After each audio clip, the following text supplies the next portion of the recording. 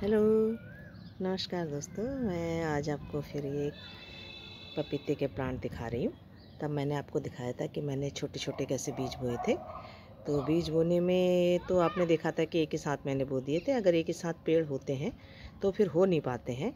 तो इसलिए मैंने आपसे कहा था जब भी आप कहीं पे प्लांट लगाते हैं तो उसे जब तक वो थोड़ा बहुत बढ़ जाते हैं तो कोई बात नहीं, लेकिन उसके बाद जब तक आप उन्हें अलग अलग नहीं लगाएंगे तो उनकी ग्रोथ अच्छी नहीं हो पाती है।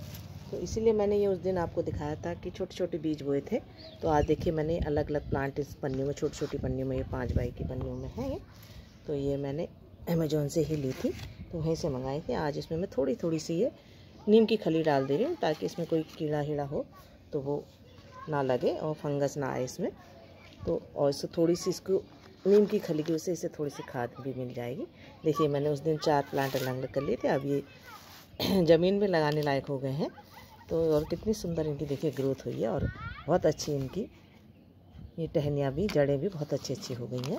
तो आप इन्हें आप कहीं पे भी अपने जहाँ पे आपको जगह मिलती है वहाँ पे आप इसे आराम से इन पौधों को शिफ्ट कर सकते हैं। और जब ये एक साथ लगे होते हैं तो इनकी ग्रोथ नहीं होती है और ये बहुत पतली, इनकी जो तना होता है बहुत पतला होता है। और आप इन्हें अगर ऐसे अलग अलग कर देंगे तो ये देखिए इनका तना कितना मोटा हो गया। अब मैं तो शायद, मुझे तो लगता है कि ये 6 महीने के अंदर ही अगर आप इसे ज़मीन में शिफ्ट करते हैं तो ये फल देने लायक हो जाते हैं। और ये ज़मीन पे पन्नी से निकालने का फ़ायदा ये होता है हमें कि आप पन्नी से निकालने के बाद ऐसे ही इन्हें गड्ढा करके अगर लगा देते हैं तो ये सूखेंगे भी नहीं, क्योंकि अभी तो गर्मी का टाइम है ही। तो लेकिन मैं इन्हें अभी इस लायक हो गए हैं कि इन्हें मैं आराम से ज़मीन पे लगा सकती हूँ। तो मैंने कहा आप, जो मैंने छोटी सी कोशिश की तो आपको दिखाएं।